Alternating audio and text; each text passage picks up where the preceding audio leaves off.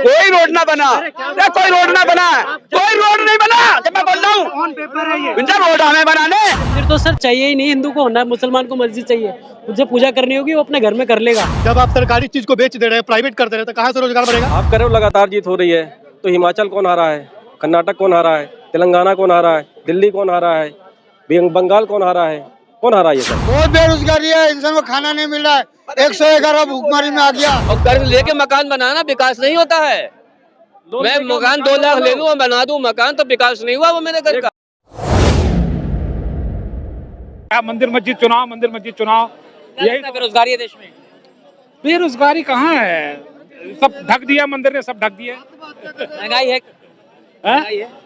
महंगाई तो यार इतनी है कि जो है 6 बच्चे पाल रहा हूँ मैं। महंगाई कहाँ है? यानी महंगाई नहीं है। महंगाई नहीं। क्या लगता है आपको, महंगाई है? हाँ सर, महंगाई है, महंगाई है सर। लेकिन मोदी जी ने कहा था बहुतों के महंगाई की मार आपकी बार मोदी सरकार। आप खुद देख लो ना सर, 60 था पेट्रोल सन 2014 में, 60 था पेट्रोल और अब 100 के पार गया है। कभी इतना नहीं बढ़ा पेट्रोल। काम कितना अच्छा कर रहे हैं। क्या काम कर रहे हैं? राम मंदिर बन रहा है, भव्य तरीके से उद्घाटन होने वाला है। मंदिर जो भी हिंदू मुस्लिम का जो भी चीज हो रहा है वही कर रहा है। कह रहे हैं उससे रोजगार बढ़ेगा, आस्था का मामला है, काफी मामलों से ये मामला फंसा हुआ। आस्था बढ़ेगा। आप रोजगार कैसे बढ़ाइएगा? जब आप सरकारी चीज को बेच दे रहे हैं, प्राइवेट कर दे रहे हैं, तो कहाँ से रोजगार बढ़ेगा? आप जो है बिजनेस को बढ़ावा दे रहे हैं, पैसा दे रहे हैं सिर्फ किसको? ये अपना अंबानी को, ये सबको आप पैसा दे रहे हैं कि बाद में जब इलेक्शन हो तो वो पैसा फिर उनको वापस करे। बस यही चीज हो रहा है और कुछ नहीं हो रहा है। आम आदमी के लिए, गरीब के लिए, मध्यम वर्ग के लिए कुछ नहीं हो रहा है। मंदिर बोल रहे हो आप। तो कहा जा रहा है कि रोजगार तो बहुत बढ़ा है, जो जिसके अंदर स्किल्स है वो अपना नौकरियां पा रहा है, सैलरी कमा रहा है, अच्छा कमा रहा है। हेलो, मंदिर तो सर चाहिए ही नहीं, हिंदू को होना है, मुसलमान को मस्जिद चाहिए। मुझे पूजा करनी होगी वो अपने घर में कर लेगा, नहीं चाहिए मंदिर। लोग कह रहे हैं हिंदू राष्ट्र चाहिए, राम मंदिर चाहिए, लोगों ने मांगा, मोदी जी ने कर दिया। उन्हीं के लोग हैं वो उन्हीं के लोग हैं। अच्छा, लोग तो अपने 15 लाख भी मांग रहे हैं, नहीं दे रहे हैं। ये मुद्दा उन्होंने वादा किया था।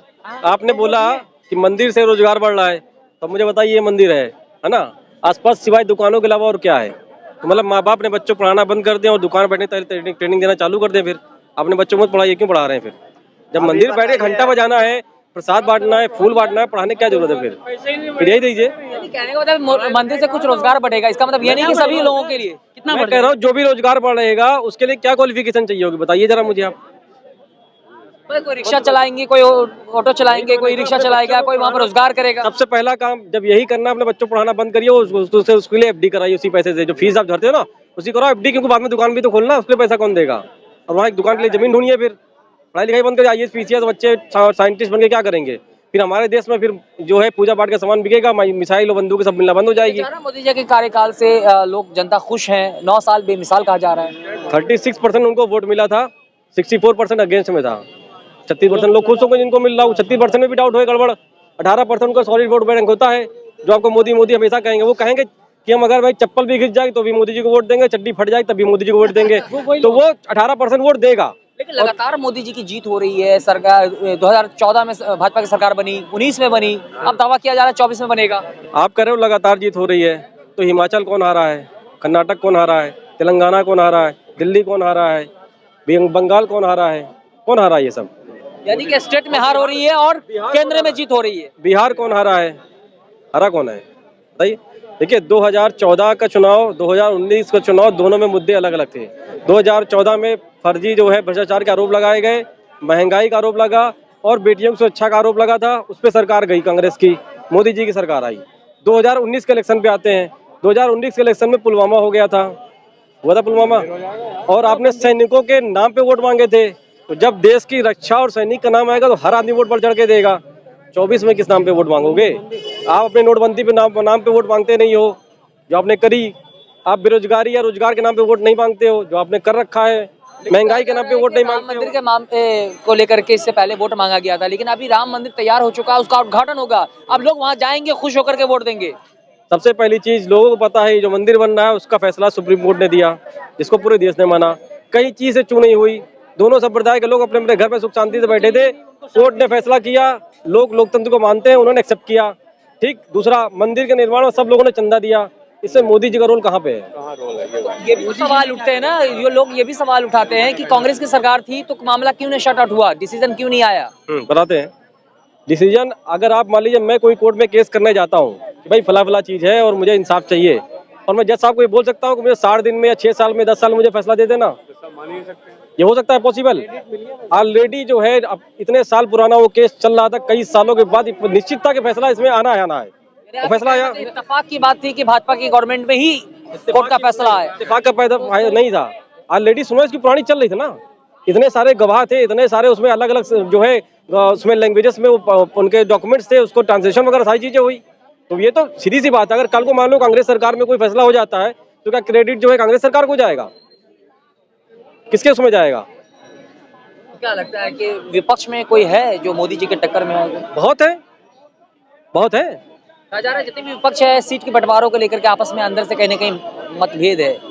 अभी तो उनका कोई गठबंधन उससे ऑफिशियली हुआ ही नहीं ना, अभी तो चुनाव में टाइम है ना, आने तो दो चुनाव का टाइम, वोट हम जब डालें तब उस समय देखेंगे ना कि कौन सा बंदा मजबूत है।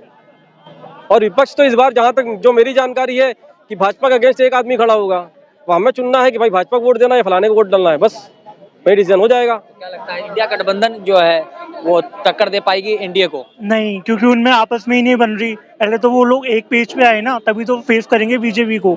अभी उन लोगों की अलग अलग विचारधारा है, तो कैसे बीजेपी का सामना करेंगे? अभी नीतीश कुमार है, उन्होंने कुछ अभी एक्शन लिया पीछे ललन सिंह पे, और ममता बनर्जी अलग अलग बयान देते हैं, केजरीवाल अलग अलग बयान देता है। जब वो एक ही पेज पे नहीं है तो कैसे एक पार्टी का सामना करेंगे? तो पार्टियां में इस्तीफा और फिर से अध्यक्ष चुनना ये तो लगा रहता है। पार्टी इस्तीफा लगा रहता है, बट आपका जो विचारधारा है वो तो एक होनी चाहिए ना, यानी अब एक पेज पे होने चाहिए। केजरीवाल कुछ और बात कर रहा है, ममता बनर्जी विपक्ष वाले कह रहे हैं कि देश को बचाने के लिए, संविधान को बचाने के लिए, लोकतंत्र को बचाने के लिए हमें एकजुट होना होगा। तो विचारधारा तो सबका सेम हुआ। सर, ये कोई मुद्दा थोड़ी ना हुआ। देखिए भाई, मैंने कहा चुनाव में समय है। अब मेरा इनसे सवाल है, अगर मान लीजिए अगर उन्हें गठबंधन करेंगे तो चुनाव के पहले उन्हें एक होना पड़ेगा, अगर वो एक पेज पे आ जाएंगे तो क्या ये वोट देंगे?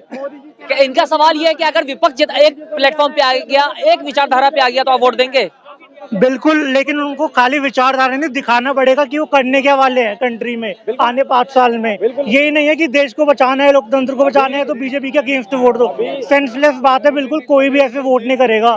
आप सरकार की गलतियां दिखाओ, आप क्या करने वाले वो दिखाओ। ये कोई बात हुई कि लोकतंत्र को बचाना है इसलिए हमें वोट दो?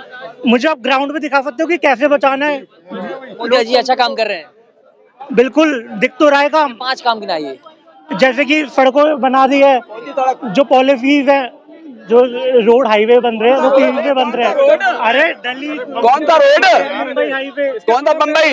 राजस्थान हाईवे, कोई रोड ना बना, कोई रोड ना बना, कोई रोड नहीं बना। जब मैं बोल रहा हूँ ऑन पेपर है ये। इनका रोड हमें बनाने, चिल्लाने से कुछ नहीं होगा। इनका रोड बनाने ना आते, ऑन पेपर है, ऑन पेपर है ये। इनका रोड ना बने। आप अल्लाह की लेवल पे जो पेपर पे वो बात करो। सुनिए सुनिए, एक रोड आपने काउंट किया, नंबर 1 रोड बना है, नंबर 2 अरे ऑन पेपर है भाई साहब। ऑन पेपर की बात, जमीन की बात करो। इकोनॉमिक टाइम्स, मिंट, जितने भी बड़े न्यूज़पेपर आप जाके आपको इतना बना, आपके बोलने से थोड़ी ना होगा, ऐसे नहीं होता।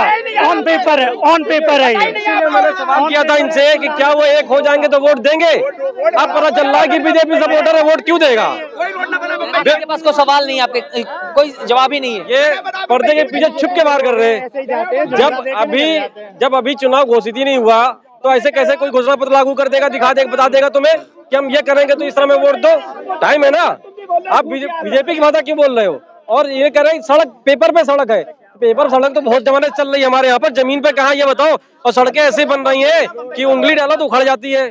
क्या लगता है बेरोजगारी काफी बेरोजगारी है देश में? 100% है, 100% है, कोई डाउट ही नहीं है। बहुत बेरोजगारी है, इंसान को खाना नहीं मिल रहा है। 111 भूखमरी में आ गया। 80 करोड़ लोग कितना भूखमरी है हिंदुस्तान में? रोजगार नहीं है। 80 करोड़ लोगों पर रोजगार नहीं है, जो सरकार की भीख पे, जो सर ये कहते हैं बीजेपी वाले कि हमारे एहसान से खा रहे हैं, तो सरकार की भीख से वो खा रहे हैं, वो बेचारे कमा नहीं पा रहे अपना। 111 में भूखमरी में आ गया। यहाँ पर आपने कभी रात में साथ में आए हो? देखिए बात ये असल में बात काम की जब आती, प्रधानमंत्री काम कर रहे हैं, हर प्रधानमंत्री काम करता है। पंडित जवाहरलाल नेहरू से लेके अटल बिहारी वाजपेयी, इंदिरा गांधी, हर प्रधानमंत्री ने काम किया। कौन सा प्रधानमंत्री? कांग्रेस तो देश को बेच दिया, कुछ विकास नहीं किया। लाल किला कांग्रेस ने बेचा है? ये किसने बेचा है?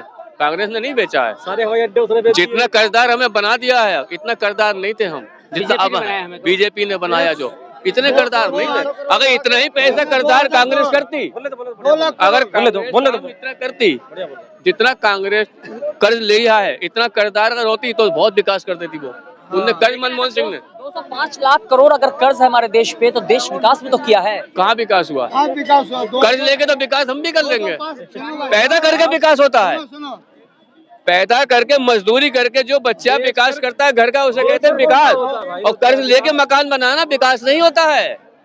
मैं मकान 2 लाख ले लूं और बना दूं मकान, तो विकास नहीं हुआ वो मेरे घर का। बताइए, पैदा करके लोन लेके मैं आज थार ले लूं तो पब्लिक के माने कि मैंने विकास कर लिया, मैं कमाने लग गया, मैं अमीर आदमी हो गया। वही कहा साला लोन पे लेके आया है, खरीदने का तो हुई ना। पेड़ से जन्म लेगा। और 70 साल में हम लोग ने 60 लाख करोड़ रुपए लोन लिया था, अभी 200 करोड़ रुपए 200 लाख करोड़ हो गया है लोन। ये कौन सा विकास हो गया है? 5 लाख।